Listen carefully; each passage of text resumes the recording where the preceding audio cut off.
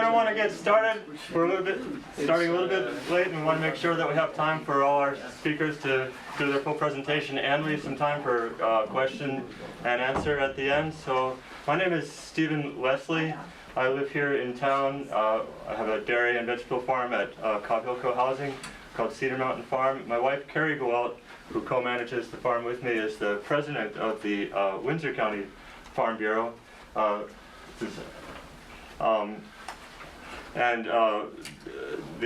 Farm Bureau is sponsoring this talk, and we're hoping that this will just be the first in kicking off a series of talks going forward in related topics. So we're very lucky to have our three presenters tonight, and very grateful to them. The Farm Bureau is sponsoring this, but that doesn't mean we're able to pay anything to our speakers. They've come of their own accord out of their generosity and their passion for our topic tonight, and so we're really grateful to them for taking the time to spend with us. And I think the only thing that I wanted to say just really briefly was that so our topic, of course, is climate and agriculture, but I think it really is a much broader topic than that, in terms of, in essence, we're all land managers in one way or another. And many of us, of course, are actually owners of land here, and the impacts of climate change and the mitigation strategies of climate change are really in all our hands, whether we're directly managing land or influencing policy, both on with lawmakers, and also how we spend our food dollars and dollars of any sort that buy products that are products of soil, which of course is essentially everything. It's the foundation of civilization, of human organization. So just to say that this message is not just for farmers, and this topic is not just for farmers to grapple with. This is for all of us, and so really grateful that you have all come out to hear the talk tonight. And so without any further ado, we'll introduce Phil Rice, our first speaker, and, from Climate Interactive. And Phil, you can fill in the details. Okay. Thank you so much. Thanks, Stephen. So there was a little of my bio on the announcement, but since I got done with all the teaching and learning stuff, I've moved from physiological chemistry, which doesn't have a whole lot of apparent relationship to climate and agriculture, into systems and system dynamics. So I worked with Donella Meadows at Sustainability Institute, and a group of us spun off from there to form Climate Interactive. We were told that it would be hard to get grants if we were based in Heartland, Vermont. Where's that? And so we have a fiscal sponsor who's in Washington, D.C., and the kinds of grants we get, it's important to have your foot in that city. So that's I'm really from here. And my wife is the co-director of Climate Interactive, and she is here also. Okay, so in 20 short minutes here, and this I might talk fast, what I'd like to do is lay out just a little bit of the climate realities that we're facing, and there are lots of them. We could go into this for a couple of hours, and if it's desired, we could do that at some other time. I'd be glad to go through that. It's useful for people to know thoroughly why this is the way it is, because there's a lot of confusion about it, and so it's good to be able to clarify confusion. But this will be just a real brief run through, and then we'll look at a computer simulation, which is what Climate Interactive's specialty is. We create simulations, and then we create game environments, or educational game environments, where people interact with the game, and that's a real healthy learning environment. We've actually had one of our collaborators do a before and after question series, before people play a game, after people play a game, and playing the game really helps people see differently and to dispel illusions. So it's a powerful way to make things work. So Climate Interactive also works very closely with MIT Management, the Sloan School, and their sustainability initiative in developing these models. So basic climate realities, and then we'll look at the model. And that a model allows us to sort of say, well, what if And what would that do? And so you can test very quickly on a computer model, what if we did this? And you can see what happens. So you get a rapid feedback, and so that's why I'm calling it scenarios of climate success. We're looking for ways to succeed, and a computer model that simulates climate can quickly get those pieces of information to us. Okay, so the model itself is called En-ROADS, and it looks like this. You'll see it later. Same rationale. If you want to teach people a new way of thinking, don't bother trying teaching them. Instead, give them a tool, the use of which will lead to new ways of thinking. So that's really woven through our whole approach here. Simulations have been used by, and now it's 62,000 participants in 93 countries, so we've really tried to place this in as many places as possible, and we create materials and the teaching tools so that if someone wants to become a facilitator, we support them in doing that. So we're trying to, it's a, each one teach one kind of mentality to try to propagate as much as possible. So briefly, the science and what's at stake. And it's sort of segueing from what Stephen said, I like to think of us as we're here by permission of the planet, right? The planet's seen things that we just don't even want to imagine. It's seen 95% of all the creatures that were on the planet disappeared by a catastrophic event, and the planet's still here, the planet's fine. So it's all about us maintaining our place on the planet. And so it's a kind of permission to be here and to do our thing here, and the planet makes the rules. So what are the rules that we're breaking that are troublesome?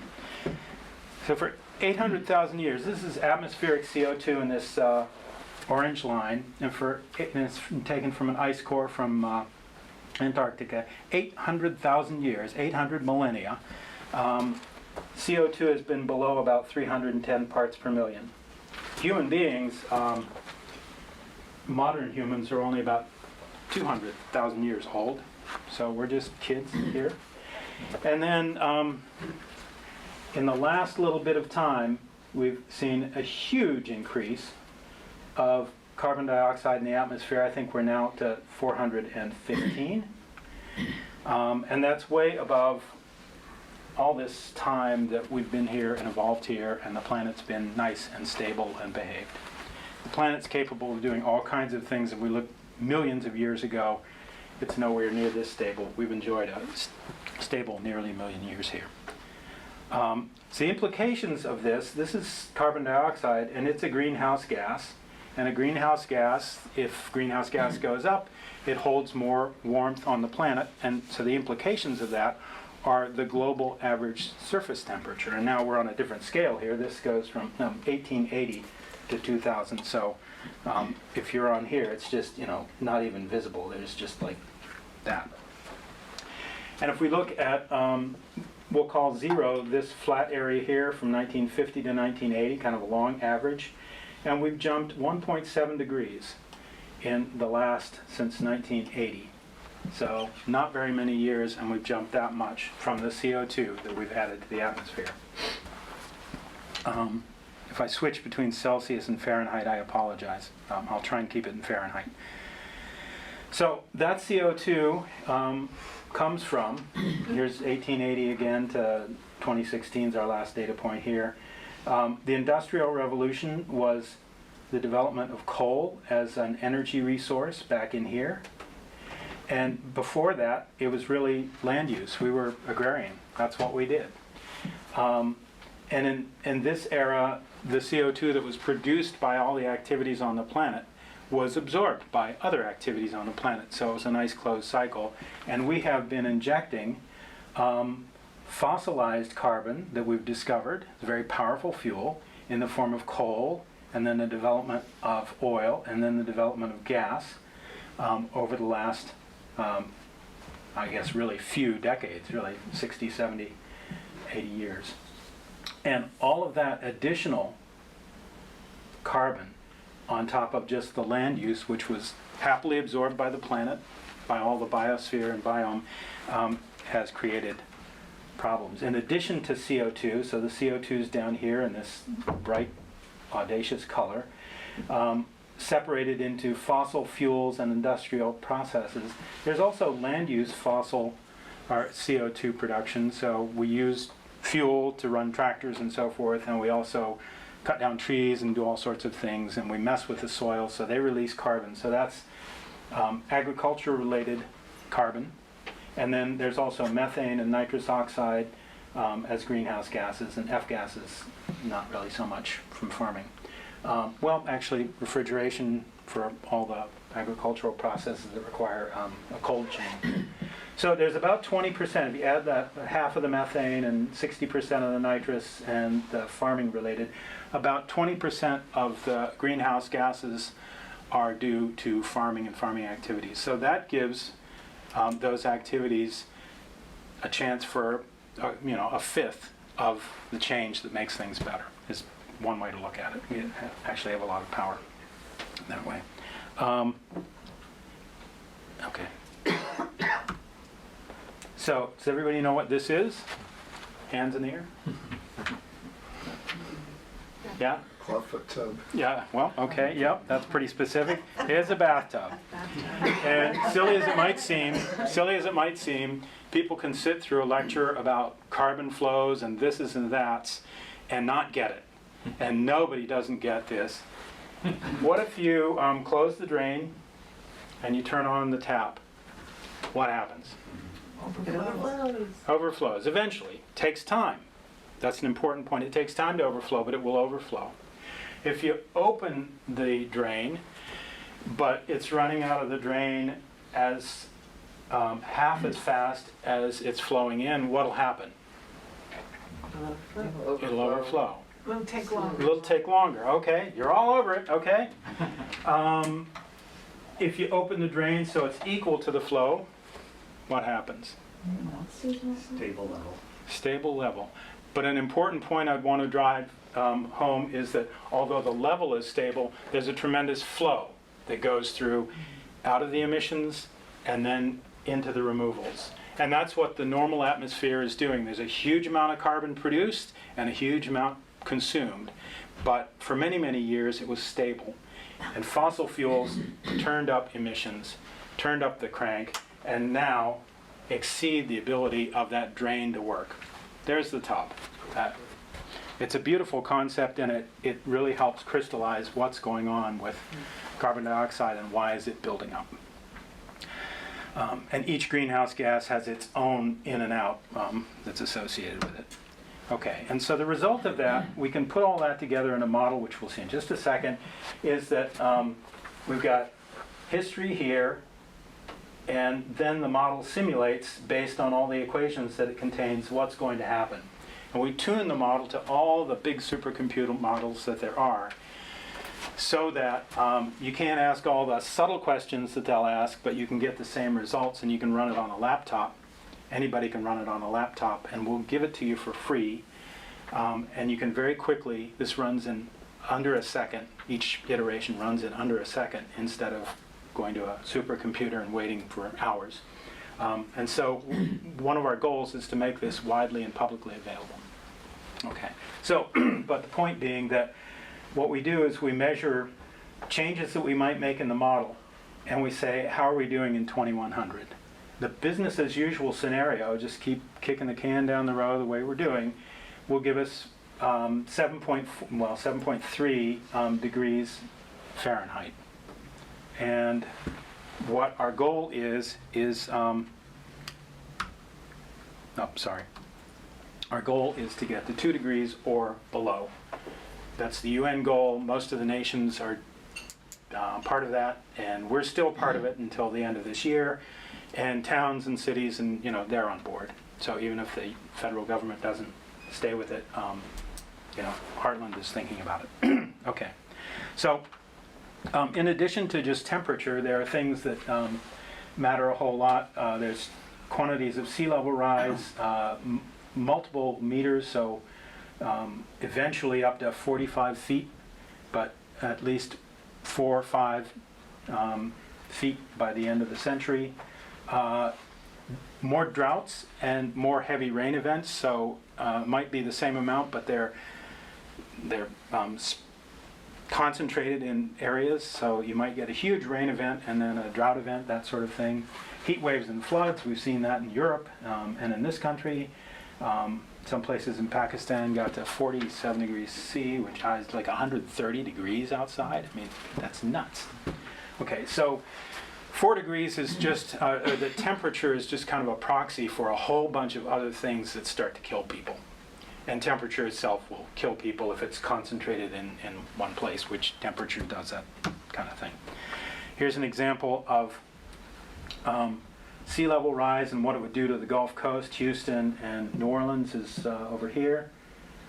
And the blue is the sea level rise by the end of the century. So that's a huge number of people and a huge amount of land. Here's New York City, and then the blue is sea level rise. So there's a lot of the city and in New Jersey and so forth. That's a little hard to gauge, so there's one slide that takes it down to street level. The Wall Street Bull, and the Wall Street Bull with 4 degrees of warming, well, the tail is still sticking up, but you know, that's 4 or 5 feet of water. Okay, so, and it's real hard to put a dam around all the coastal cities, and there are hundreds of coastal cities in the world with millions and millions and millions of people in them. So, poor real estate planning, I guess, if we're going to be careless about our carbon dioxide. Okay, so now I need to switch to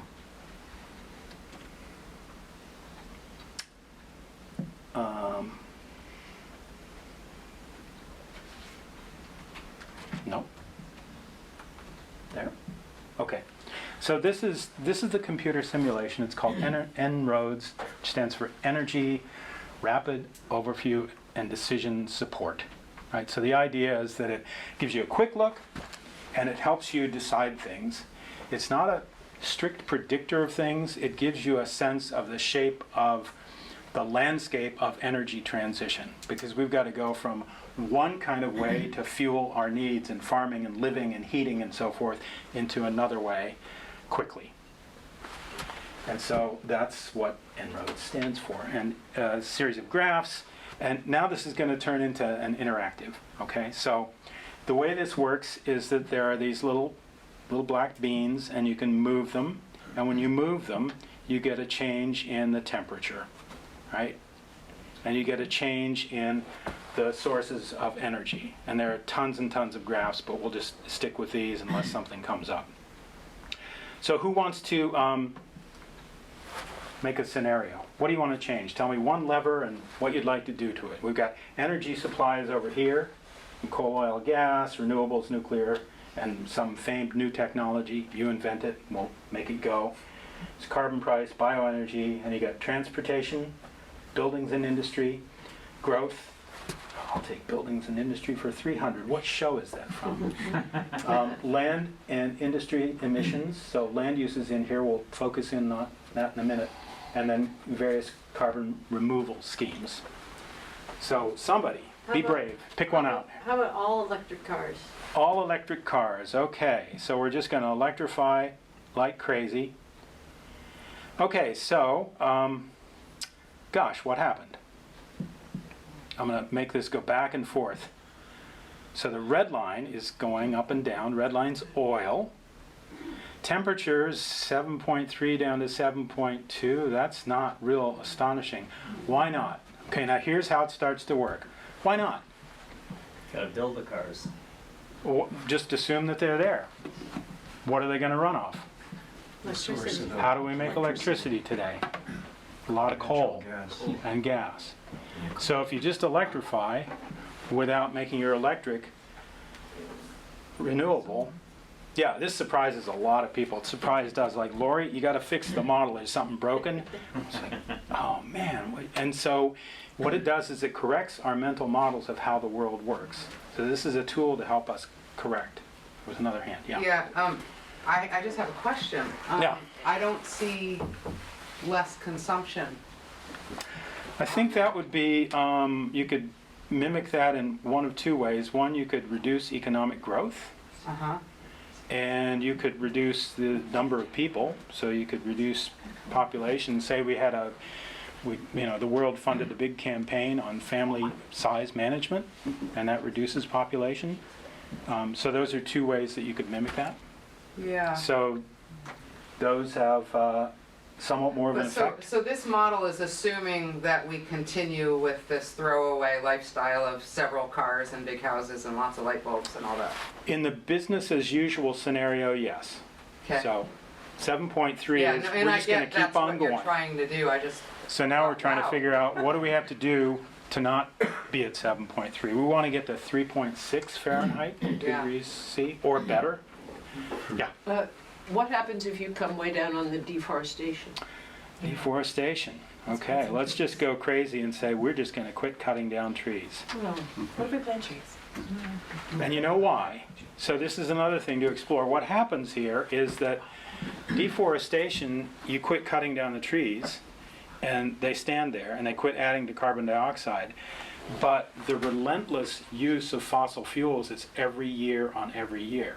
And so you've got one thing that's a single pot, and you take it, and you got another thing that just is every year, because there's so much coal. Less oil and gas, but there's a lot of coal. It's cheap to get to. We ban coal. What's that? We Ban ban coal. coal. Okay, well, we can do that. So we'd go over here and we'd say, we could tax it, but let's just get right to it. Okay, so we're gonna, we can, reduction in coal utilization. When would you like that to happen? When would you like to ban coal? End of 2020.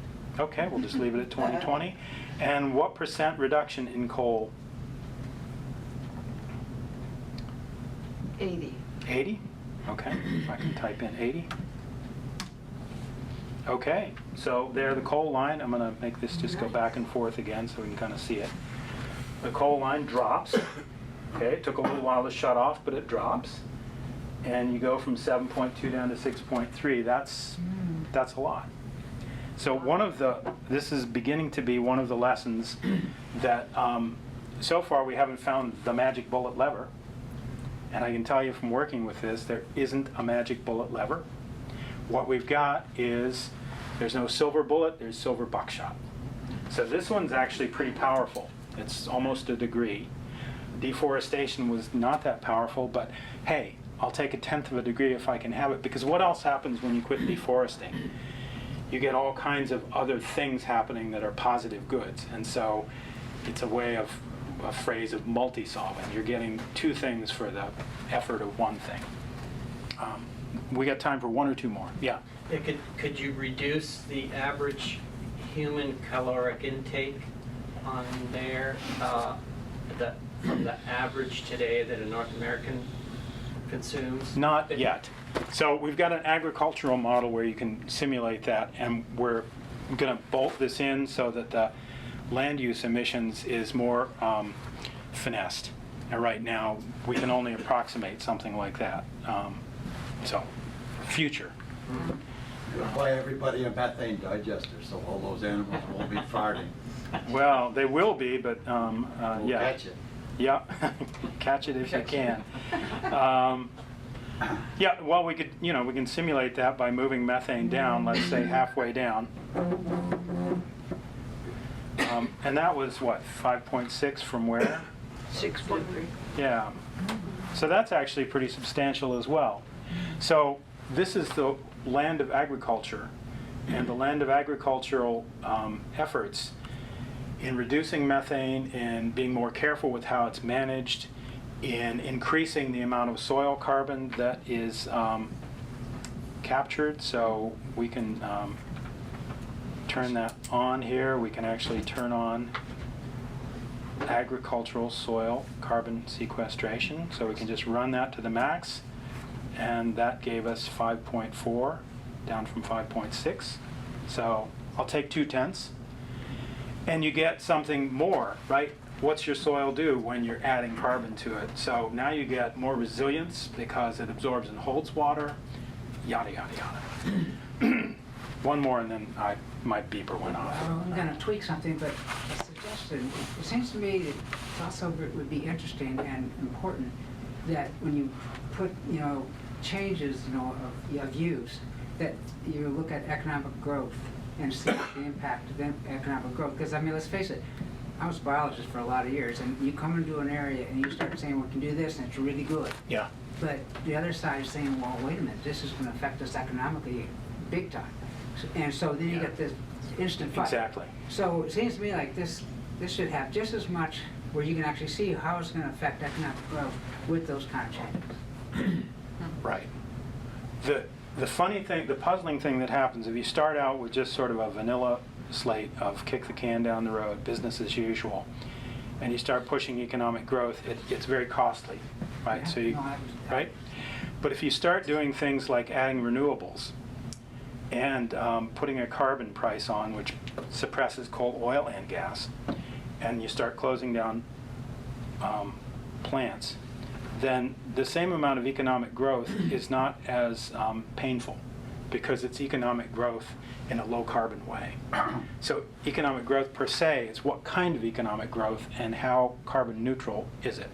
So playing with this develops that idea for someone who's doing that, or you can use that in a group to develop the idea.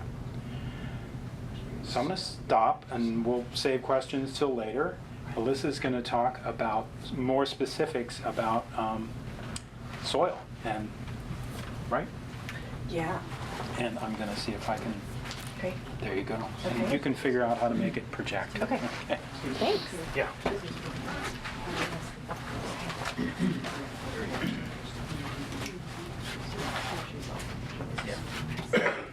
All right.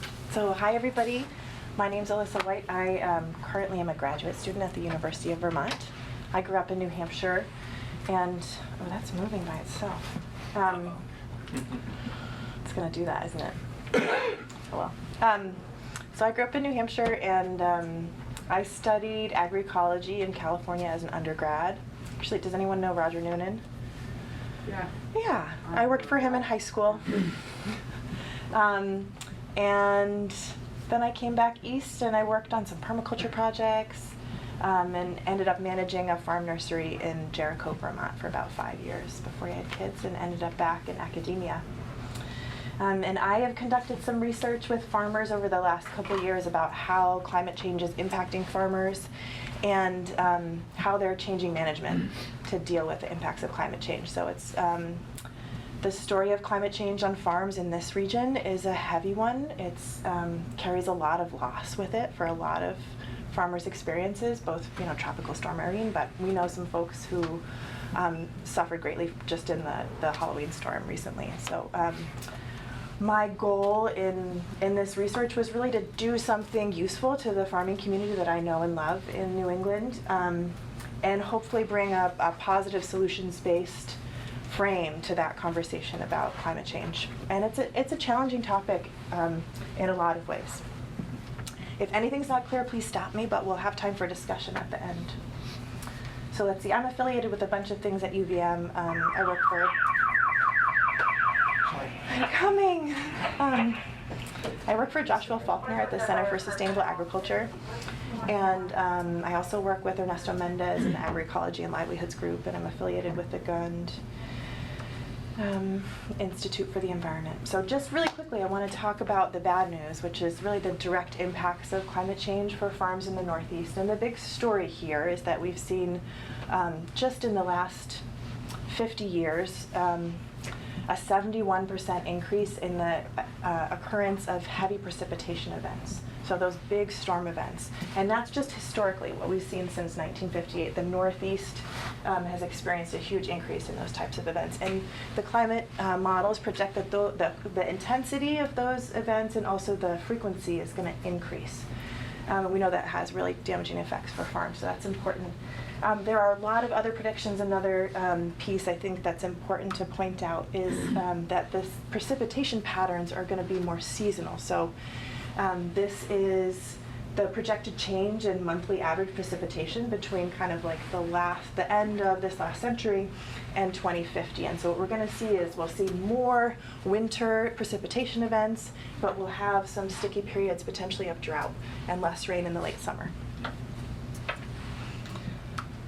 And these are familiar challenges for farmers. They've dealt with too much rain, they've dealt with drought, but the thing about what we're expecting to see with climate change is that those extremes are going to get even worse. And so they get to a new level where it's really just does a lot of damage for farms and it's harder to deal with.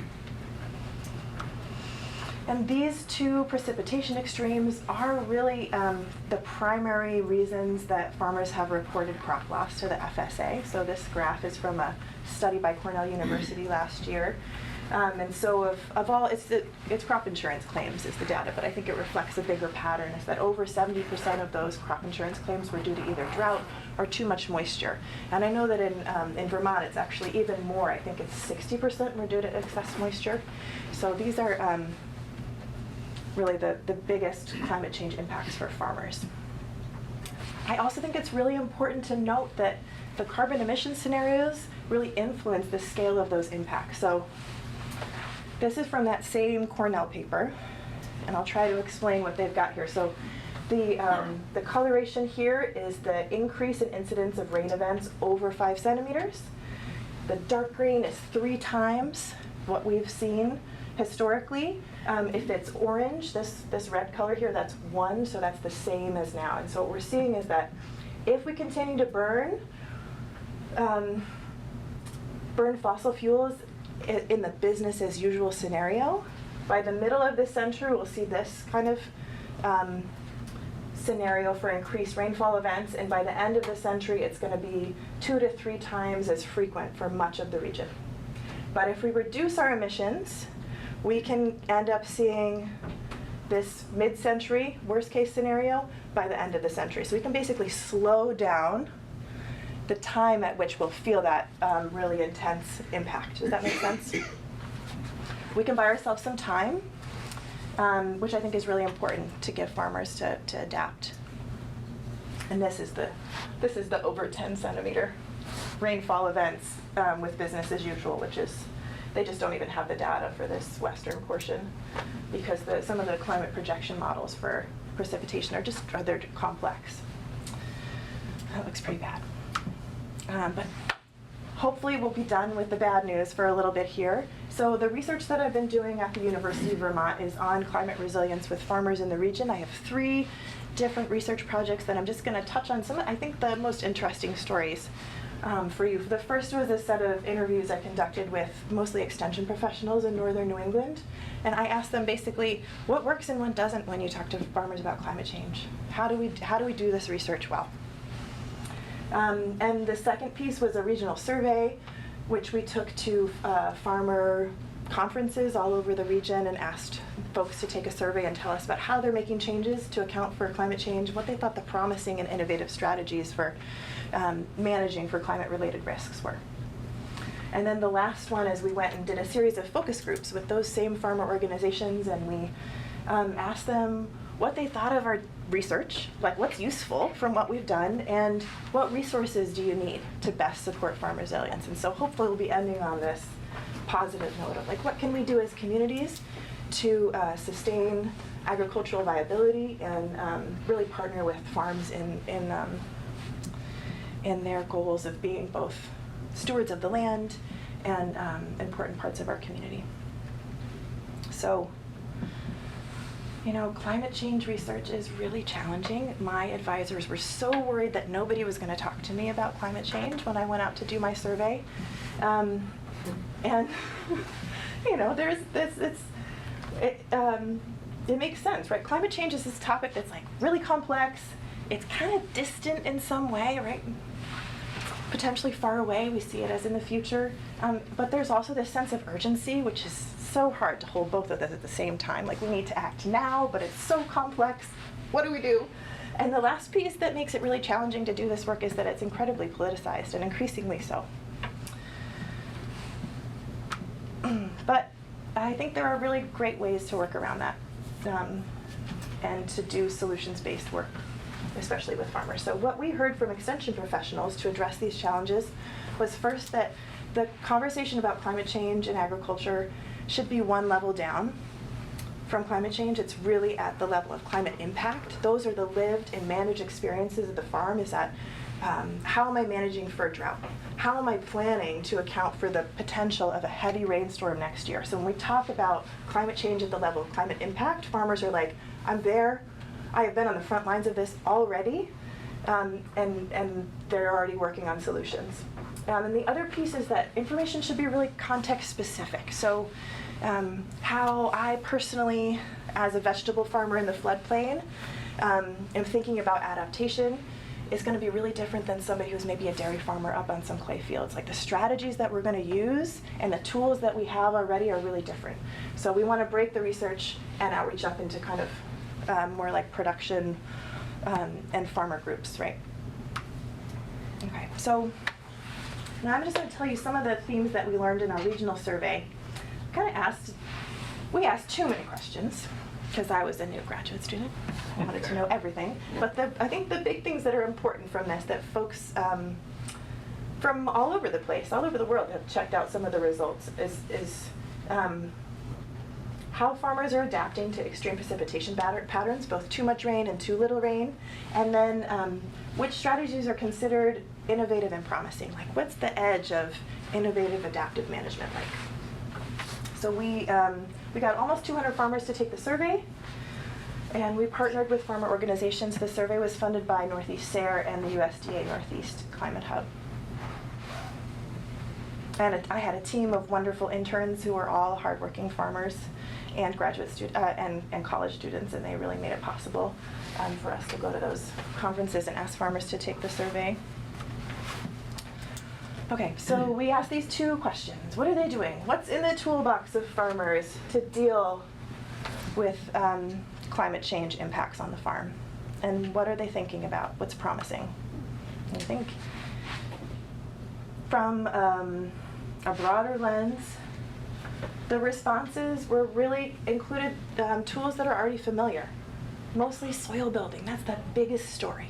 Farmers are using soil health, they're investing in increased soil health to deal with both types of precipitation extremes. It showed up both as a practice that farmers are already using and what they think is the most innovative and promising strategy. They talked about using raised beds, mulch, irrigation, water collection. These are tools that are already in the toolbox of farmers, right? But we also saw that there were some responses that only showed up in that question about what's promising and innovative. A lot of people are thinking about no-till, especially in the vegetable community. It's just something that's been harder to fit into vegetable operations because they require so much kind of constant cultivation, but there are some really cool new ideas. People, I think both farmers and extension professionals together are trying to crack the nut on how to make this work for more farmers right now. Agroforestry is a lot of people are thinking about it more than maybe you might imagine. Keyline as a concept was something that came up a lot, as well as hugelkultur. And farmers also consider education, so workshops, farmer to farmer, learning opportunities to be promising adaptive management strategies. So, and they also consider mitigating climate change to be adaptive. So anything I can do on my farm to reduce the impact on greenhouse gas emissions, either by conserving the amount of fuel that I use by using my tractor less, reducing plastic consumption, or installing solar panels, those are things that farmers consider to be adaptive. It's having a positive impact on the climate change problem. But some people also talked about sequestering carbon, but I was surprised a lot of people really connected this question about what do you think is an innovative way to manage for climate risk on your farm? And it was like solar panels, drive my tractor less. Pretty exciting. Connects a little bit more to the previous talk. So our survey data shows that farmers are actively adapting and innovating their management to deal with climate impacts, but it doesn't really say whether or not those strategies are working, and that's some research that I'd love to see farmers take the lead on, like what works, doing kind of the on-farm assessment of how it works. And then there's a really low level of crop insurance use in vegetable farms, and that's, I think, kind of common, but something we saw is that these really kind of like bigger financial safety nets were really important to help farms make it from kind of one big, huge event where they lost a lot to the next. So the Vermont Farm Fund is a great example of that farms can look to when they suffer a big loss. And then I guess we talked about this. This is also exciting. everybody's into soil health and cover crops. We're so, okay. Do I need to tell that story? You guys know, why is soil health so important to helping farmers deal with too much moisture or too little moisture in the soil?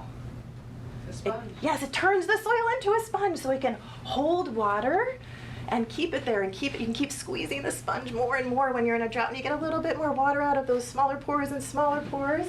But also when you have too much water, that soil biology has kind of pulled all these aggregates together, and your macropores are bigger, and so you get better infiltration and the water flows through the soil better. It's exciting. Soil health is so exciting. Kat's here, you probably have told all these people about that already. But we're excited to see that among our survey respondents, only half of whom were certified organic. We had a lot of big farmers take the survey. Most people are using cover crops and soil health to help them manage for precipitation extremes associated with climate change. And it's also considered some of the most innovative and promising strategies for farmers. And here's just some quotes from the open-ended questions that we asked. Farmers reported using a lot of mulch, and also, they were torn between using this plastic mulch, which, if for veg farmers, they know it's kind of like insurance. I know I'm gonna probably get a good yield if I use that mulch because it's protecting the soil from erosion and from, also from water evaporating out, but then I have to use more plastic. But I don't have another solution. It's really tough. So we heard those conversations quite a bit. Mulch is super important. As well as new types of crop selection and planting. People are planting more perennials to hold soil, but also looking for both varieties that are more resilient to both to drought and waterlogging. Of course, high tunnels protect crops from those climate extremes. You can control it, but folks talked about lots of different coverage, and there's certainly a lot of people have invested in irrigation recently and are planning to. That's a big theme. Some of the older farmers that I talked about were like, I never had to irrigate, but in the last 2 years, I finally, I know I have to, because I might not be able to make it through this season without a little drought. Okay, here's just a couple pictures. These are really tall raised beds to kind of keep roots up high out of where there might be flooding, from my friend Justin Rich, who has a farm in Huntington. This is also his farm, just covering all the soil, so important. So mulching between the paths and the mulch, and he does subsoiling in his tractor paths, so you can't see it, but there's a kind of a deeper shank on the plow that's being pulled through the soil, and it's breaking up compaction. And so when there's a heavy rain event and there's too much water, and this plastic mulch is preventing water from getting in there, it's all pooling in the pathways, the water infiltrates faster. Okay, folks are talking about a lot of whole system site planning, like making new maps of their farm because of an experience with flooding, and looking at where are my soils flooding, where is it wet, how can I change the size of my crop rotations to fit how big my wet sites are. Okay, and so I just want to bring up this really hot word, resilience, so important. People talk about bouncing back from as experience with climate change, but I think as a concept, resiliency, what works best as an analogy is not just bouncing back, but trying to bounce forward. So taking us to continue maybe and even in a better new way. So that's what we're aiming for, is to support farms in bouncing forward. So maybe this is too much, but in my research I use this asset-based lens to understand resilience and transformation, and really adaptive capacity, which I think is a better technical word for this concept of resilience. So it refers to a farmer's capacity to make change and to adapt to climate change, and there's all these different things that influence their capacity to invest in a change. It can be both like the natural capital on their farm, the land base, the biology, the biodiversity there. It can be the built capital, the infrastructure that they have on the farm, social capital, all these different kind of asset bases. And this is all influenced by tons of other stressors and pressures that farmers are dealing with all the time that limit their capacity to be like, I am really on a margin here. I don't have time to think about long-term planning for climate change on my farm. I've got to deal with labor issues. market stability. There's a lot of other things. So when I think of climate change is where my research is focused, but it's really just one part of this bigger kind of like vulnerability complex, right? So there's lots of others. It's just part of one picture. And so when we talk about climate resilience, we're talking just really about, I think, farm resilience and its ability to sustain through all the different pressures that it might be faced with. Okay, I think this is the last piece from the survey that I wanted to share with you. So we asked this question to farmers about, on a scale of 1 to 5, do you agree or disagree with these statements? So we asked this question about, I understand the vulnerability of my farmland to extreme weather conditions. And what the chart is showing us is that the majority of farmers understand their vulnerability to climate change. We don't have to explain that. People know. But these other 2 questions are about whether or not they have the knowledge and technical skills to deal with those threats. So there's a major gap. We need more folks that are partnering with farms to do on-farm research and build capacity, both knowledge and technical skills. And then this last piece, very few farmers, less than 20% said that they agree that they have the financial capacity to deal with weather-related and climate-related threats to their operation. So if any of you are part of a nonprofit or a farm support organization, this is for you. We've got, there's a lot of work to do. I'm sorry, I haven't kept track of time. How am I doing? Okay.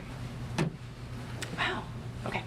I'll try to wrap this up really quickly. I'll just give you a few nuggets from this last piece of research that I want to share with you. So we went back after the survey. We shared the survey results with farmer groups from Prince Edward Island down to Pennsylvania. We talked to almost 200 farmers about what resources they use and need for resilience. So most farms are investing in these really visible resources for resilience. They're investing in soil and water management strategies, crop management, site-level water planning, infrastructure, those pieces. That's where most of farmers' energy is going into, investing to those pieces to support their capacity to deal with climate change. But what they want more of, and they would love to see more of, are just kind of like these invisible resources that are so important that a lot of them have already relied on to come back from those really high-level climate shocks. So big floods, that soil health really isn't gonna, when you have an Irene-level flood, that's kind of this threshold beyond which some of the soil and crop management strategies can help deal with. And so that's like the community funds, really important there, but also community relationships. Some farmers talked about every social group that they were part of showing up to help them after they got a lot of damage from a storm. So all their ski friends, all their daughters' dance families heard, and they all showed up one day. And talking to farmers about climate change is kind of depressing because there's so much loss there. But this is one of the happy parts, and this is often the reason that people keep going. If there's farmers in the room, I would love to hear your perspective on all of this. They also value and want to see more peer-to-peer learning opportunities, extension support. They want somebody that can show up on the farm and be like, let's think about water on my site. I want a water engineer, like a landscape engineer, to show up and help me do the problem solving with drainage. They really value NRCS cost shares, grants, current use. We've heard that a lot. They'd love to see more of those kinds of cost sharing programs that support climate adaptation, and then reliable local markets. And I think that's an important piece for neighbors and community members to hear. Okay, so I think that's it. I just want to thank, these are my advisors at UVM, but also really the farmers and the farmer groups that partnered with me. And if you want to, there is the report from the first part. That survey is on the website, on the internet. And I'd be happy to send it to you if anybody wants to see it. Thanks. I think I'm going to pass it to the next speaker. Go ahead. All right. Hello, everyone. It's a pleasure to be here tonight. My name is Carl Tiedemann. I'm co-founder of Soil for Climate. We're a nonprofit educational organization based in Vermont. I started it with my friend Seth about 4 years ago. And if you're interested in following the topic of regenerative agriculture, soil carbon drawdown, and so forth, I encourage you to join our Facebook group if you're on Facebook. We have over 14,000 members from more than 100 countries around the world. So it's been very exciting to see this global community emerge and to see the interest for it throughout the world. So I'm going to be talking a little bit tonight about the role of soil in carbon sequestration, its potential, and some of the activities that are going on among farmers and also in the legislative sphere as well. As we think about climate change, global warming, it's important to understand it's not just an atmospheric physics problem. When we look at this picture of the world, we can see not only the atmosphere, which is so thin, but it was great seeing the slide earlier that Phil showed of Buckminster Fuller, whom I had an opportunity to meet when I was an undergraduate. During his talk, sometimes he would hold up a model of the Earth, a globe, and then breathe on it and explain that the mist on the globe from his breath was in actuality deeper than what the true atmosphere was around the world. So the atmosphere is just an extremely thin layer. And so as we think about the world, of course, it's not just the air that's determining the climate, but also the moisture in the air, what's going on with the oceans, because the oceans hold about 90 to 95% of the heat coming in right now, and also what's going on with the land masses and so on. Because climate change was first detected by atmospheric physicists back in the 1950s and 60s, it was natural for that community to kind of take the lead, and the soil biologists we've only really begun to hear from them in any sort of meaningful way within the last several decades. And it was only, I believe, back in 2015 or 2016 that the French government made the first formal call for including soil carbon drawdown as part of the climate solution going forward. Also, in thinking about climate, we need to understand that carbon is part of a cycle. It's not a one-way cycle. It's like the water cycle. Here, for example, is this moisture that's evaporating off the trees, or is it rain falling on the trees? It's hard to tell, because just like water, carbon can exist in several states in the planet. It can be in the atmosphere as a gas. It can also be incorporated into biomass, for example, into trees and plants and so forth. But it can also be stored in the world's soils. The oceans have more carbon, and but the soils contain more carbon than the atmosphere and all the biomass in the world combined. So that's a huge repository of carbon in the atmosphere. A lot of the carbon has been lost from the world's soils going back to the beginning of agriculture, and I'll talk more about this in a minute.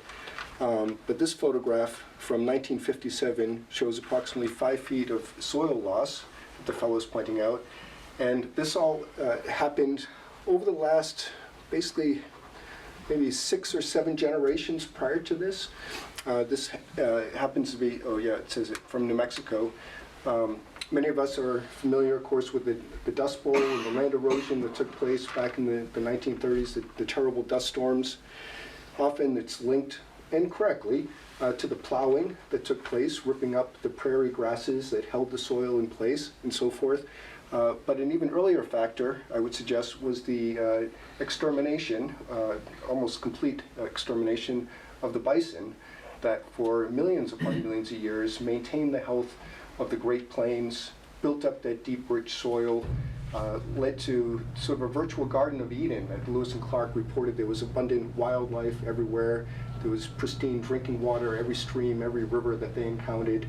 And of course, the soils were the pride of the world, in some cases 10 and 15 feet deep. And again, how did the soils get there over the time? It was through plant action. People often wonder, well, how does the carbon get into the soil from the atmosphere? And it turns out that each plant can be thought of as a carbon pump. When the sun shines on the plant, photosynthesis makes sugars. And the plant keeps some of those sugars to make the roots and the stems and the leaves and so forth. But typically, plants pump half or more of that sugar, in some cases, into the ground through their roots. You can think of it like maple sap that's being oozed out of the plant roots. Why would a plant give away all this energy? Because it's feeding the life that lives in the soil, the bacteria, the fungi, the microbes, just a plethora, millions and millions of little bugs running around, most of them microscopic, that are actually keep the soil alive. and allow it to feed back to the plant all the nutrients and the minerals that the plant needs. Here we see a later stage of erosion, once erosion sets in, and we can tell there are clues in the photograph, sort of the skeletal remains of plants that have oxidized in place, that it wasn't all that long ago that this was a thriving landscape. As erosion becomes more and more severe and the land is swept away, it's a reflection of decreasing biodiversity and also a lack of carbon in the soil. It's the carbon in the soil that's the food that keeps the whole operation going. And as plants die, obviously in a condition like this, they're no longer feeding the energy into the ground that the plant needs. Here's a graphic display. It was at, I forget the organization, or the Botanical Garden, maybe Catnose, do you remember? But it was just a stunning display. You could see this is typically what a prairie grass ecosystem would look like, where the grass roots in some cases would go down 10, 12 feet deep. Estimates are there's at least twice as much biomass below ground as there is above ground. So if you see a pasture that's full of life, you're not even seeing half of the show. And of course, the carbon is being pumped into the ground as deep as the roots go. So it's a massive pumping organization. And grasslands and savannas, which are grasslands with trees, cover more than a third. I've heard estimates as high as 40 to 45% of the world's terrestrial surface. So it's a massive ecosystem around the world that can be productively storing carbon for us back near the ground. We've already seen an ice core record that Phil showed earlier this evening. This one goes back approximately 400,000 years, but it shows the very close relationship with temperature and the CO2 levels over the years. So we know that they are closely related. This is a more recent carbon dioxide graph, or different greenhouse gases, going back to the year 0, the Common Era. And we can see that the red is the carbon dioxide, that right around the year 1600 or so, there was a pretty sharp anomalous dip in the CO2 level on the planet. So what happened around that time? It was a researcher, William Rudiman, had a paper in 2005 in Scientific American asking that question and looking at what was happening historically. And he realized that he was able to link this dip in CO2 to the genocides that were taking place and the plagues that were taking place at that time. When so many people died off, the farms were abandoned, the grasses, the plants, the trees grew back sufficiently to have a noticeable effect on lowering the CO2 level in the atmosphere. I like to think that we can be more creative in finding ways to get the CO2 out of the air, but certainly this is one way that nature has done it for us in the past. But it shows the potential that by working with nature and landscapes can have a significant impact on CO2 levels. In 2009, Susan Solomon, who was the former co-chair of the Intergovernmental Panel on Climate Change and a professor at MIT, put out an important paper saying that even if we stopped all CO2 emissions today to 0, the world would still continue warming for at least 1,000 years, she predicted, based on the models. One of the things that drives a friend of mine, a scientist, biogeochemist, who's worked with the IPCC for many years, a little bit crazy, is that he and other scientists have tried to get the IPCC to release the 500 and the 1,000 year forecasts, and they haven't, because they have a political mandate to show what happens by the year 2100. And of course, physics don't stop operating at the year 2100, or biology, or chemistry for that matter. And so the point of her paper was to help people understand that just cutting emissions wasn't good enough. We also needed to be actively removed in getting this excess CO2 out of the atmosphere. And so 4 years after her paper was published, the IPCC came out with a statement saying that a large fraction of anthropogenic climate change resulting from CO2 emissions is irreversible in a multi-century to millennial timescale, except in the case of a large net removal of CO2 from the atmosphere over a sustained period. So they're telling us we've got to get the CO2 out. Where's it going to go? Well, the United Nations says the potential for land to hold carbon and act as a sink for greenhouse gases is unparalleled. So This graphic is a couple of years old, so the numbers have bumped up slightly since then, but they're all roughly still in the same proportion. As a society, we're putting out about 9, roughly now it's 10 or maybe even close to 11 billion tons of carbon per year. And where does it go? Well, some of it, of course, is taken up by the oceans. So when it does, the oceans acidify. That's not good.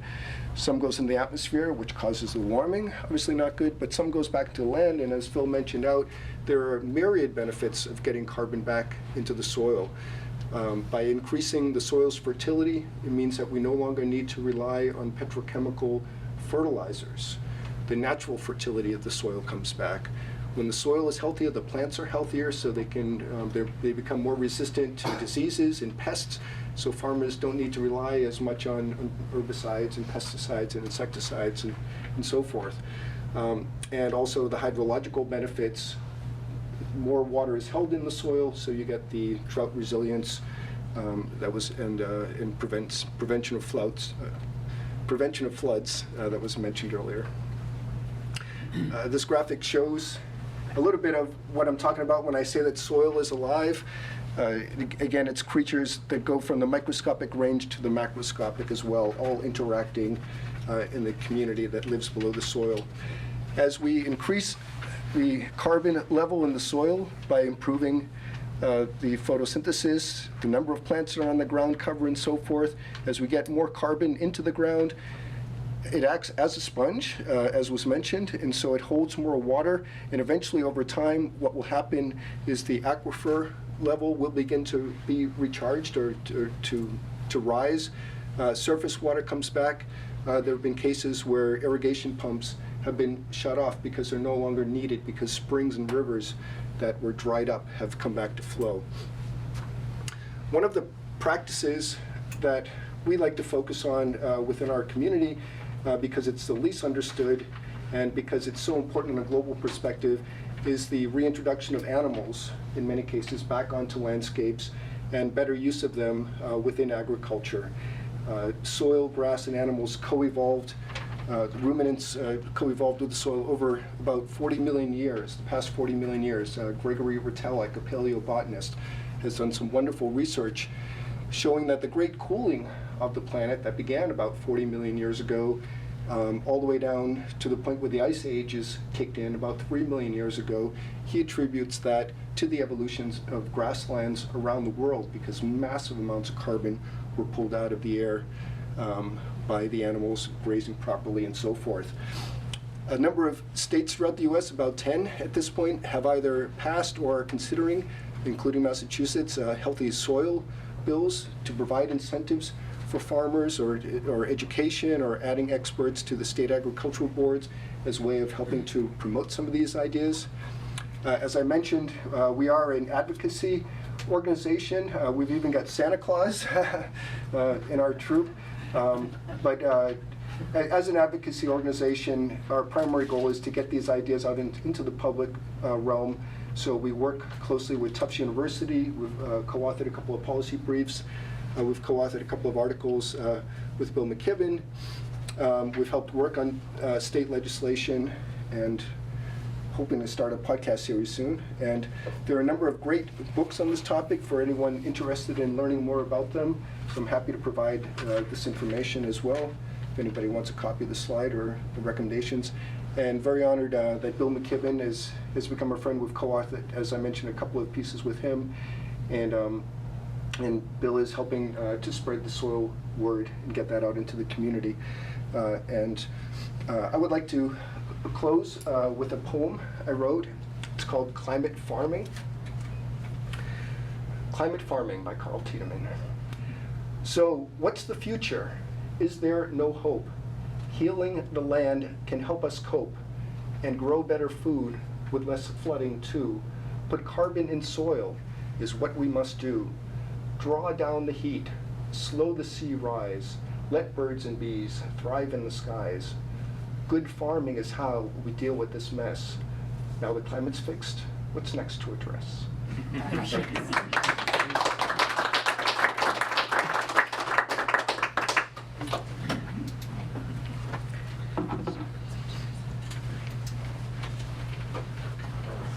we have a few minutes, folks, if we want to address some questions to our panelists tonight. Should we sit up Yeah, here? let's do or- that. Yeah. Okay. Well, See everybody. Here you go.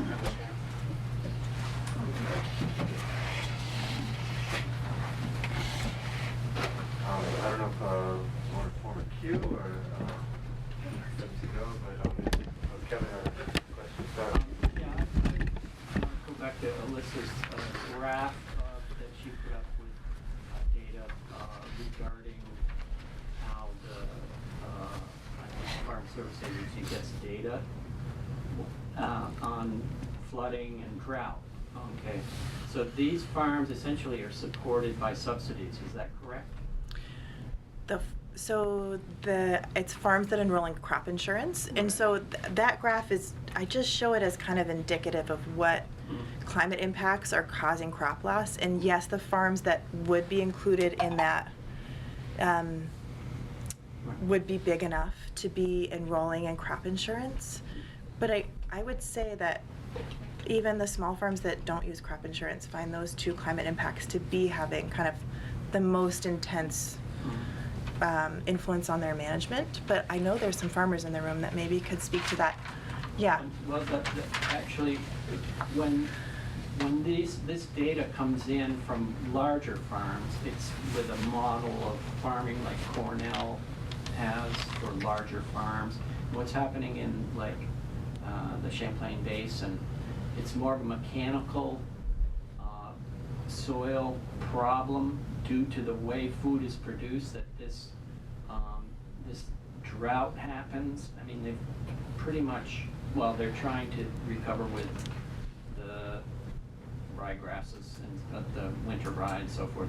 But I'm just wondering if anybody is addressing producing food at a smaller scale in sustainable ag research and education. Yeah, so the University of Vermont just, I think, It's kind of a roundabout. no, it's great. Yeah, so are climate impacts kind of affecting larger scale farmers more? Like, are small regenerative farms more resilient to climate change? Is that kind of the question that you're asking? I'm wondering if that's, the way our food production system should start thinking. I think so, We can't yes, teach but the world that, that's the problem. I know that a lot of regenerative. Actually, 2 kilometer, well, okay. So I guess there's one thing I want to mention is that UVM is just right now designing a new research center. Mhm. You know what the ARS is? They have them kind of in other places of the U.S. But the ARS just gave UVM some money to start a ARS station on small farms. Mhm. Really with the emphasis on knowing that it's working here and there's such a good regenerative ag movement. And so there's hopefully going to be some great research into what helps small and medium farms be successful. And Whoops, I'm sorry. it's okay. But Kat, I felt like Kat wanted to respond to your, did you have something? No, I think that was a great response. Okay. Thank you It was a very great much. response. I'm ever hopeful, but I will say to that, we know that 80% of the food that people actually eat in the world is produced by small Yes. farmers. In the world, yeah. In the world, yeah. Vermont only produces 5% of the food Mhm. that we eat, according to Farm to Plate. So we have a lot of work to do. Mhm. And a lot of people around the world to learn from because they're doing it. But I did have a question for you guys. First of all, I want to say all 3 presentations were really good and really complemented each other so well. So thank you very much for coming and sharing your knowledge with us. And I feel I'm interested in, I know that water is very difficult to model, which is why no one talks about it. But 90+% of the vapors in our greenhouse gas layer are actually water and not carbon or methane or nitrous oxide. And I wonder, are you at all familiar with the work of Walter Jenna or Dr. Michael Krauschik? Walter Jenna is from Australia, Michael Krauschik is from Slovakia. And those 2 individuals separately talk about the water cycle and the significance of soil health in helping to restore water cycle, which restores soil health, which, as you say, has all of these knockoff benefits. And I find it a very hopeful narrative, and I wonder why we get so stuck on carbon dioxide. Well, because we're producing a lot of it. We're also producing a lot of water vapor by desertifying Sure, landscapes. sure. In fact, probably more from desertification and interrupting the water cycle. I'll have to kick that to the programmers. I would love to talk more. I'm with the you about that. interface Yeah, I guy. just wanted to pitch it. I mean, I'm so inspired by your tool. Yeah. I can see that that's a really great game reframer, as I think you said it. Well, a question like that, if we can't get an answer to it, then it becomes part of the model, right? All of a sudden, it's like, we got to deal with this. Right. And a lot of the pieces Yeah. and parts that you see there were from confronting something and saying, we got to include this. Something's, Right, yeah, you know, like I we've got wondered an if we edge. could put We've got to on go there beyond the edge. increased biomass in the form of plants and animals, what would that do? Yeah. If we reforested areas that are now desertified, human-caused desertification, what would that do? Yeah. That's kind of where my mind's going. Yeah, Thank you. thanks. Karen. Yes, sir. I'm David Major. I have I farm about 300 acres in Westminster West, sheep farm. And it's land I've farmed my whole life. I've lived on it my whole life. And as a farmer, I have there's kind of two issues related to the climate change. One is dealing with the effects that I see, and the other is being sort of proactive. How can I contribute to lowering carbon dioxide levels and you know, the improvement of the climate? And both are really important to me. In the negative, I'm going to make a quick comment, but then I want to have a question. In the negative, there's a whole bunch of consequences I've noticed over my lifetime, but the most costly are these extreme weather events. Last summer, or the summer of 2018, was filled with very violent storms, and much more violent than I've ever seen before.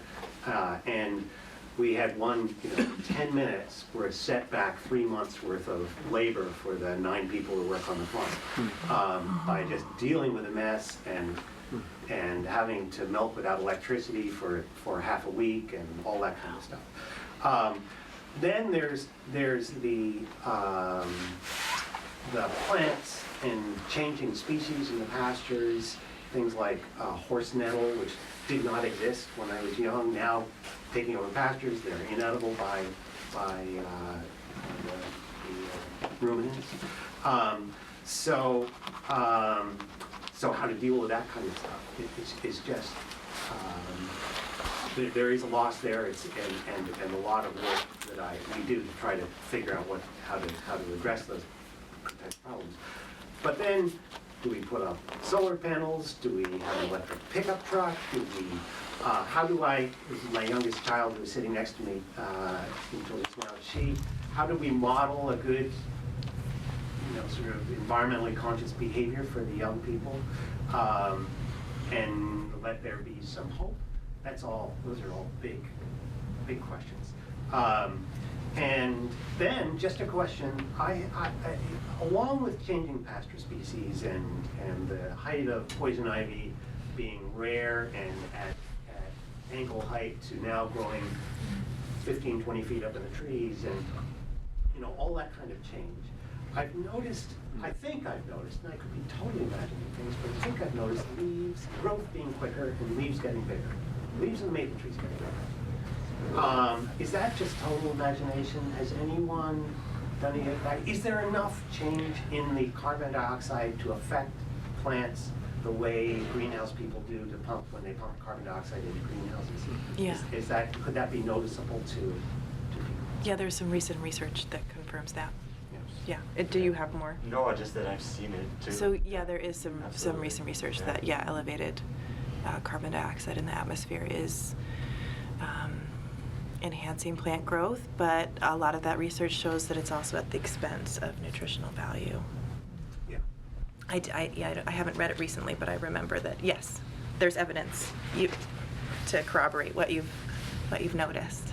And to the question that you didn't ask before that, I think it really points to the fact that we live in times that are chaotic and a little crazy. And so, yeah, with the electric truck, if you can get something reasonable, if you can't, what are you going to do? You're going to pay an arm and a leg for something because, that's stupid. So we have to sort of give ourselves a little slack that this is a really wild time, and find the intent to do the right things and forgive ourselves when we don't really have a choice. We got to just do something to adapt because we got to survive. And it's a time when if we walk around and say, you're not driving an electric truck, that's not going to help. We got to give ourselves a break. It's crazy right now. So we got to forge the right direction. John has a question. I was wondering what kind of things the Massachusetts Healthy Soils Bill does. Can you know offhand what things are from that? Some of the provisions would be to provide education and training to farmers, and it opens up the possibility in the future of getting incentives for achieving certain outcomes, but it doesn't codify anything. So it just puts it out there as possibilities for future initiatives and legislations. And it also would include a regenerative agriculture expert to sit on, I guess, as a state farming board, so that that voice for regenerative agriculture can be heard. Each state around the U.S.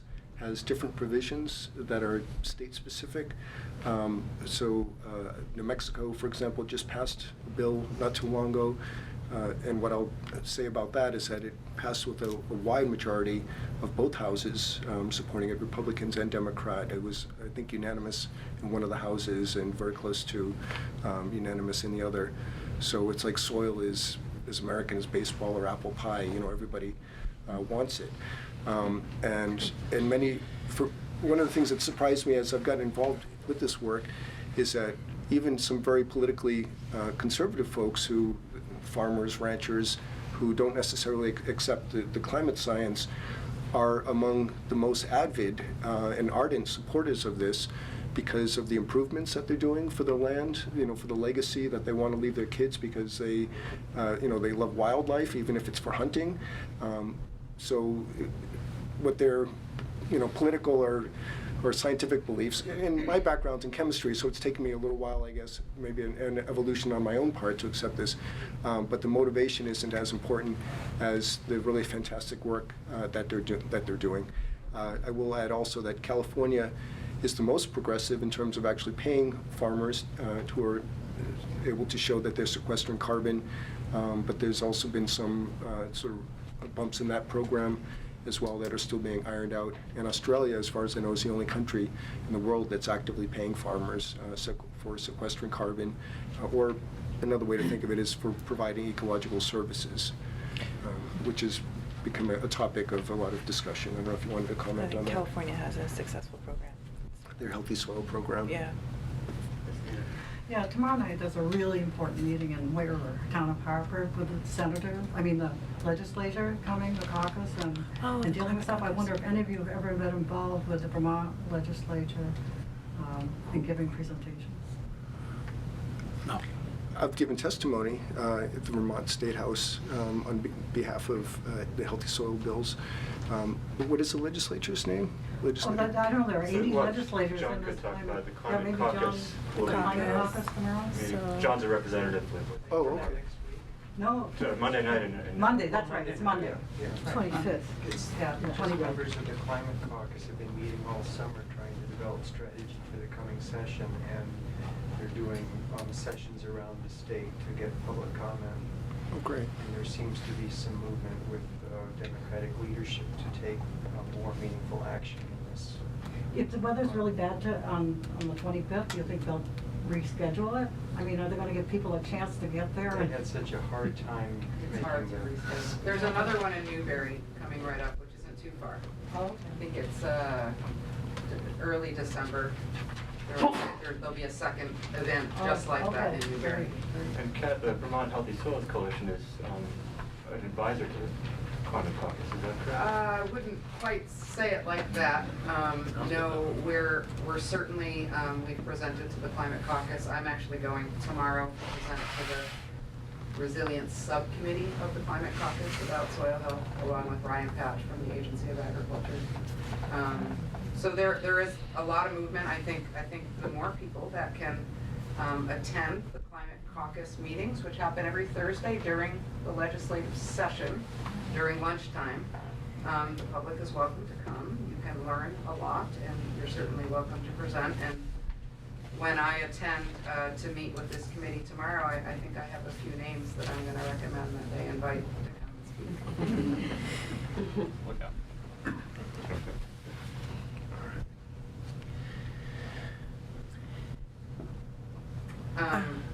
Yeah, no, go.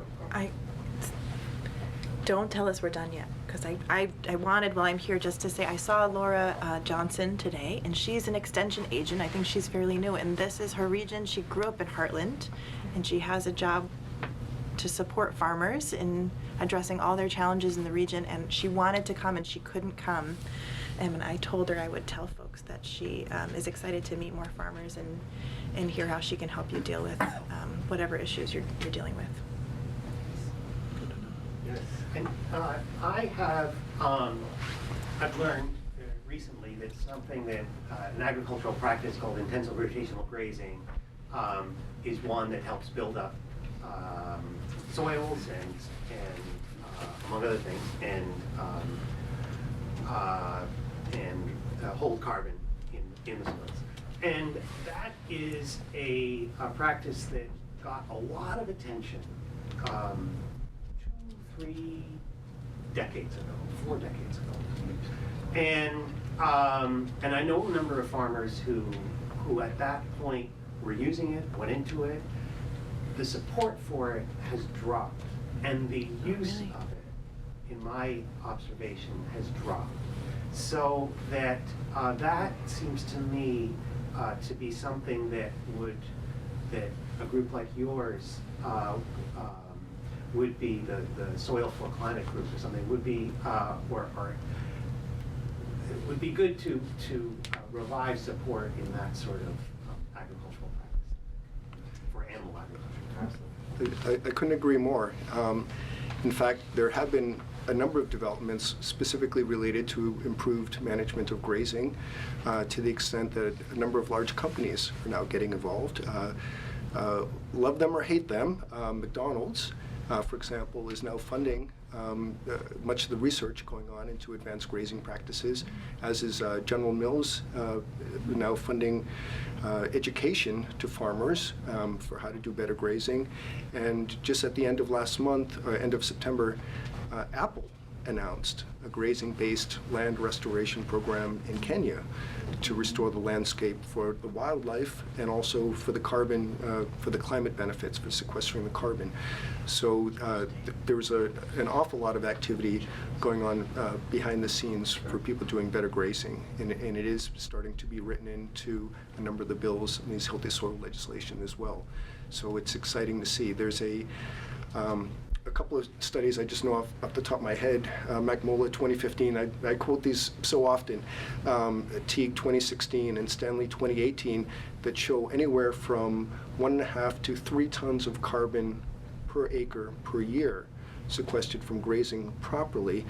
For a point of reference, because I know these are just numbers, the USDA has a website that you can go to called Comet Planner, which gives estimates on how much carbon you can expect to sequester using various practices. For what they call prescribed grazing, which I have to assume is conventional grazing or set stock, continuous grazing, just put the animals out and forget about them, they estimate you can sequester about 1/20th of a ton of carbon per acre per year. These other researchers are showing results that are 25 to 30 times more than that. So it's really a revolutionary. It's not just a 10% better. It's hundreds or thousands of percent better. There's a study going on now. It's been a 6-year, 6-farm study, widely scattered geographic locations in the U.S. because sometimes people say, oh yeah, it'll work there, but it won't work here, or so trying to dispel that myth. The data is expected to be out by the middle of 2020, and the unpublished data so far shows very dramatic soil growth. And the thing that really, this is the last story I'll say, because I know we're slightly over time. I had grown up historically learning that it takes 500 to 1,000 years to form an inch of soil. Among other things I've learned is that estimate came from Charles Darwin, who in the 1880s, he and his sons went around and they visited Roman ruins in England, and they measured how much soil had, I'll use the word form, had formed on the top of these marble blocks and that had fallen over and so forth. And they knew the Romans had lived there about 2,000 years ago. There's about 2 inches of soil. So we did the calculation, an inch every 1,000 years, published, and it kind of became codified like the speed of light. But it's not true, and among other things, on top of a marble block perhaps isn't, the most propitious location, for seeing rapid soil formation. David Montgomery, a researcher very well respected in this field, says he knows natural soils that take about 25 years to grow an inch. Those are the fastest ones that he knows of, in some Pacific island somewhere. But some farmers, I first learned of this in Michael Pollan's book, Omnivore's Dilemma, talking about Joel Salatin, a polyface farm in Virginia, able to grow an inch of soil every couple of years. And I read that, and I had to read it a couple of times, say, is that right? I mean, that's hundreds of times faster? Well, come to find out, there are some researchers who are doing the better grazing that have consistently, and I've spoken to the lead researcher, PhD Alan Williams, who's seeing time after time an inch of soil per year being formed, which is a staggering. It's 1,000 times faster than what the government will tell you is possible. And if we're going to be pulling vast quantities, billions, hundreds of billions of tons of carbon out of the air, we need to be studying and learning from the people who are achieving these tremendous soil formation rates. And that's not to say it's going to go on indefinitely, but if you have highly degraded soil, it shows the potential of being able to bring that fertility back very quickly, in just a few years, much faster than conventional soil biology says is possible. Kevin, want to respond to that? Yeah, one way to get the grazing initiative going again, it died out. Hi, David. And hello to Seth down there in the southern climes. This is Kevin Kyle from the NRCS. Well, I used to be what they called the grazing specialist, and we had to go in these boxes called prescribed grazing and not, all these program things. But if you all are interested in being proactive, go to a state technical committee and ask why it is always in Colchester, Vermont. It is, I think, by law required to move around the state, and that is where the public gets to go and say, look, I have a weed problem with, dandelion. Well, dandelion isn't even a weed, so, or I have horse nettles. That's where you can get these weed management programs funded properly. Is get your groups of farmers, and we have representatives here from the Connecticut River Valley. Just go there and speak. Just speak. Communication is the currency of democracy, so just get it on. And I'll go out to any farm free of charge, just to look at something and say, look, that cherry tree is fine as long as it doesn't break off, stuff like that. And I love just going out there. So you can get my contact.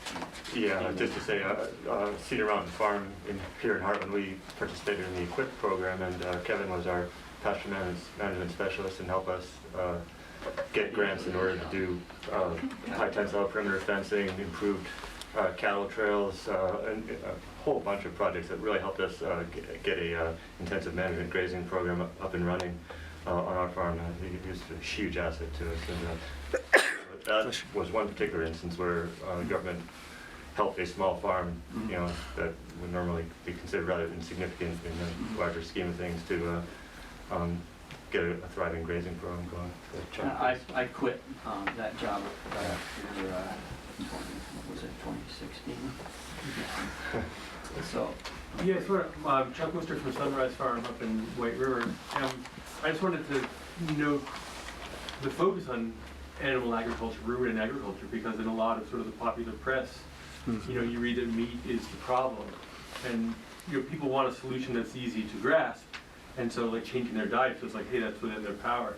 But especially here in Vermont, when we have ruminant agriculture, it's the basis of our agriculture, it's great to hear people talking about sort of ways that ruminant agriculture and meat can be productive and part of the solution as opposed to part of the problem, which isn't to say we should cut down the Amazon for beef, you know, but it's very site specific. But it's particularly important here, we had a group with Vital Communities talking about food stuff last week, looking at UVM paper from last year talking about how ruminant agriculture and agriculture in Vermont is in real jeopardy. It's not really a viable sector of the economy.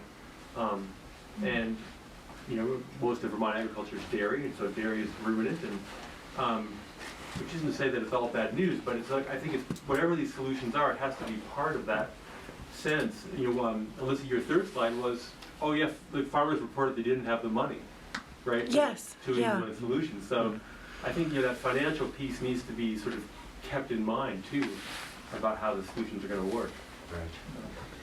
Yeah, absolutely. I mean, if we're talking about soil drawdown, you know, drawdown in soil carbon, I mean, we have to start thinking about land management. More, you know, just throwing farmers into this capitalist system and saying, you know, go for it, and we look at how that just leads to the bigger is better solutions that are still being promulgated by the federal government. It doesn't work. So we need to start finding a way of a social network that supports small farmers that goes just beyond saying survive in the predatory capitalist system as it exists right now. Paul is waiting. No. Just quickly. Yeah. I'm Paul Doughton, dairy farmer. That's a bad word, I think, but I think I'm proud of it. I'm part of the Connecticut River Watershed Farmers Alliance, and I see I have some members from that group here. And I have a couple that I think I'm going to hit up, Chuck and David, and the man who just left. That was Nick Cook. Yes, I know Nick Cook. He follows me around all the meetings. John? I was following you around. Yeah, you do too. But John was here, the state representative. There is a working group right now, Payment for Ecosystem Services, working group, Kat and I don't see anybody else that's on that. But that was the way that Vermont started. I'm not sure what we're going to come out of with that committee, but we're working hard to try to do that. And if you want to give any input, you can contact me, and I would be glad to listen to what you have to say. The other thing is that Jen Colby is working on grazing. I think there's a grazing conference, January. Yep. Up at the place up there north of here in Fairleigh. Yeah. Lake Marianne. Lake Marianne. It's in the middle of January. Yeah. It's a great conference. Yes. It is Well, fun. I just want to bring those three things up. I realize you only talk about three things. Was there a hand here? Yeah, as a chemist, could you say something about all these chemicals we put into the soil, herbicides, pesticides, fertilizer? I will say that they're essentially obsolete, based on what I've seen. A lot of farmers, I mean, I used to, again, not having a farming background, you know, not having grown up in that community or having any experience, I always thought that fertilizers were essential. And so part of my learning curve has been discovering that there are now many farmers that don't use any chemical fertilizers or any pesticides or herbicides. And in many cases, they're growing at least as much as what their county average is. They might not be the highest producer, but they're certainly holding their own. And Gabe Brown, one of his expressions, he's from North Dakota, he says he realized at some point he preferred signing the back of checks rather than the front of them. I mean, we do have to, like, say, you know, like glyphosate and chemical fertilizers, they do increase yields exponentially over a period of time, and at the same time, they actually kill soil. And we have to recognize that they are really biocides. And so that's the trade-off that we're in right now. Where did GMOs come in this whole discussion? How much time do we have? Yeah, I would say the greatest issue. Three things, Paul. I mean, again, I would say from my experience, what I've learned is they're not really as necessary or as important as improving soil health in terms of improving gains and so on. As to whether or not a GMO food is harmful to human health, I don't feel like I know enough to weigh in on that. I think the greater issue is probably the spraying of all the chemicals to support the GMO crops.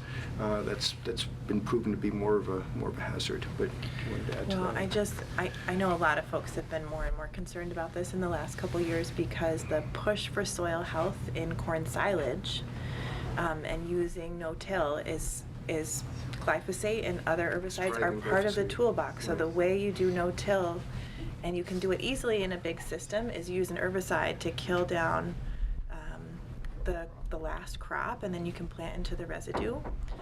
And so it's harder in organic systems to do no-till, but you're seeing huge gains in some of those soil health indicators and their soil health tests in systems that are basically glyphosate and herbicide is the main tool to get there. And so there's so many trade-offs and complexity in agriculture and getting to soil health. That's just one of them.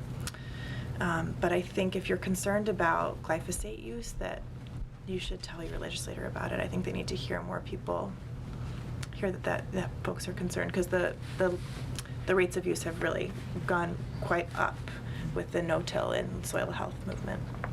I would add that Rodale Institute in Pennsylvania and Cedar Circle Farm here in East Bedford have been working on roller crimper technology. So there may be ways to... That's being used in Addison County now, the roller crimper. Yeah. So that there can be substitutes, for the chemical usage. Yeah. Okay, I think we should probably wrap up, folks. Thank you so much for coming, and thank you so much for...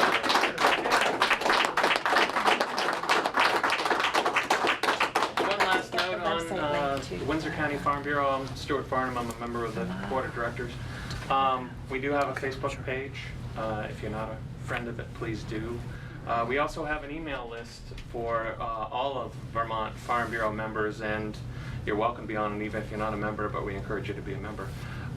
For things that are going on in the legislature, we have a very good Under the Golden Dome report that comes out weekly in the session, tells you what's going on, so we'll keep you informed. We can also use more farmers that want to be proactive and actually tell the legislators what's going on in your farm, how you're being impacted, those types of things. So we need your help as much as you need ours.